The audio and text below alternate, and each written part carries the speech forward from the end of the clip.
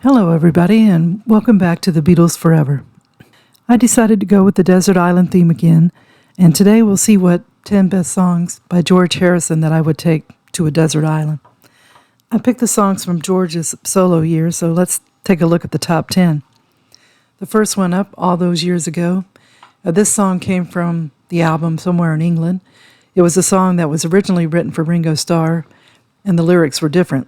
Ringo recorded it but didn't like the high tone he had to sing in, so he gave the song back to George. And when John Lennon was killed, George reworked the lyrics as a tribute to his friend John Lennon. It was almost like a Beatles reunion when the song was created because Paul McCartney did backup vocals, and Ringo played the drums, and also Denny Lane and Linda McCartney did the backing vocals too. I love this song because it shows just how much George respected John and looked up to him. John and George may have had disagreements before John died, but George still loved John, and this song was a great tribute to him. Next up, Crackerbox Palace. I love this song when I first heard it, even though I didn't really know what George was singing about. George got the idea when he talked to a manager who was comedian Lord Buckley's manager, and he had a modest home and he called it Crackerbox Palace. George liked the phrase and he wrote it down on the back of a cigarette pack. George started calling his big home in Friar Park Crackerbox Palace too. I love the slide guitar and the lyrics of the song. It's a great song and it just glides along. You could tell George was having fun with it, and the video enhances the fun feel to the song. Next is Sumisuyu Blues. This song came from the album Living in the Material World. George had problems with the Beatles at the end of their time together, and then his first song, My Sweet Lord, went to court because of plagiarism. Where his money was concerned, George could get testy, and this song and Taxman let you know how George was thinking regarding these aggravations. It's a song that makes you listen to the lyrics, and the song has a great piano sound as well as the dobro. Next up, That's What It Takes. This song came from the album Cloud 9. George wrote this song with Jeff Lynne and Gary Wright, and it has that ELO sound to it as well as George's style, so that's a great combination. It's a ballad-sounding song, and George sings it well. The song has a guitar solo by his great friend Eric Clapton to really add a special touch to it. Next up, Wawa. This song came from the album All Things Must Pass. George was upset with the Beatles and how he wasn't being listened to and respected in the band. In his autobiography, I Me Mine, Harrison explains that the song's title was a reference to a headache as well as a foot pedal, the wah-wah pedal being a guitar effect that he favored for much of the early Get Back sessions. The message of the song, according to Harrison, was, "You give me a bloody headache," and Lynn identifies wah-wah as being directed at the artifice and pretense surrounding the Beatles.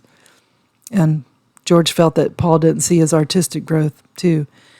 And this was one of George's more rocking songs. It feels heavy with many layers to it, and the heaviness conveys what George had to be feeling at the time, dealing with the aggravations he had concerning the Beatles and how he felt like he wasn't being respected within the group.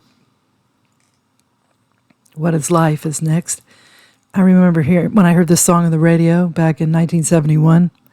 I was 11, and somehow this song really speaks to me. I love how the song begins with the electric guitar and the song builds with more and more different sounds. And this song came from the album All Things Must Pass also. It's an amazing song, and I guess we can thank Phil Spector for the wall of sound in this song. I didn't realize it, but George had first written the song for Billy Preston. George sure did write good songs for his friends, and he never seemed to give them a second-rate one, but in this case, he changed his mind. In his autobiography, I Me Mine, Harrison describes it as having been written very quickly and recalls that he thought it would be a perfect, catchy pop song for Preston to record. He adds that he changed his mind once he arrived at the Olympic Studios and found Preston working on more typical material or playing his funky stuff rather than attempt it with the Beatles during the band's concurrent Abbey Road sessions. Harrison stockpiled What Is Life with his many other unused songs from the period, including All Things Must Pass, Let It Down, and I Have You Anytime, and Run of the Mill. He revisited him a year later after completing work on Preston's second album, Encouraging Words.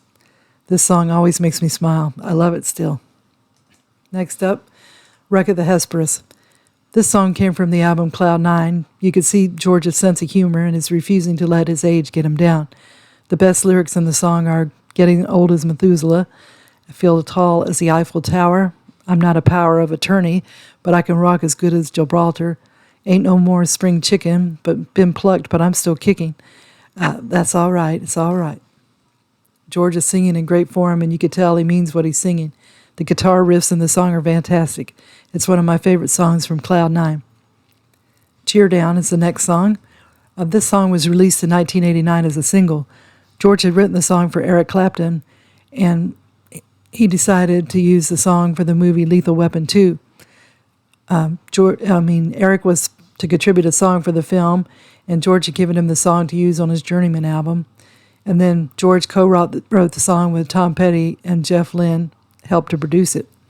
I didn't know it, but the song was inspired by George's wife, Olivia. When George became enthusiastic about something, she would tell him, "Okay, cheer down, big fellow." I love the contrast of what should be cheer up to the opposite, cheer down. George has that slide guitar in action, and I love the piano in the song too. Next up is "For You, Blue," and this is the live version. And this song is by George Harrison, done live from a limited album entitled Songs by George Harrison.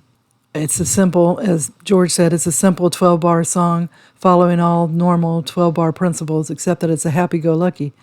I love the sound of the blues, and this has a country sound to it, and that this song is a love song and meant to be happy instead of sad makes it even more wonderful.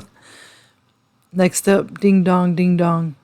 I'm a sucker for Christmas music, but actually this is really a New Year's Eve song, and so this song had to be included on the top 10 list. George found inspiration for this song at his home in Friar Park. "Ding Dong, Ding Dong" was the quickest one I ever wrote, George wrote in his memoir, I Me Mine. It took me 3 minutes, except it took me 4 years of looking at the thing, which was written on the wall of my home.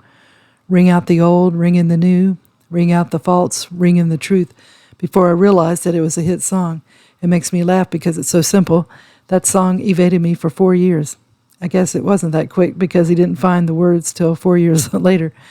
The video for the song once again shows George has a sense of humor. He's seen in his early Beatles outfit and later in his Sgt. Pepper uniform. And then later he appears to be unclothed except for a pair of furry boots and his guitar. This song is simple, but that sometimes it's better.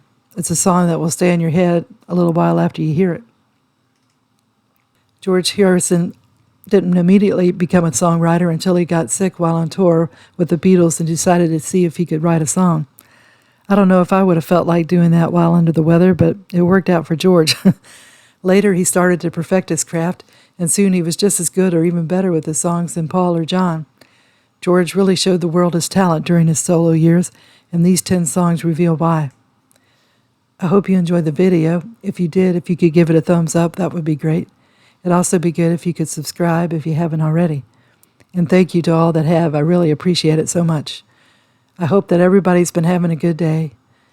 And tune in again soon for the Beatles Forever. Have a good day. Bye.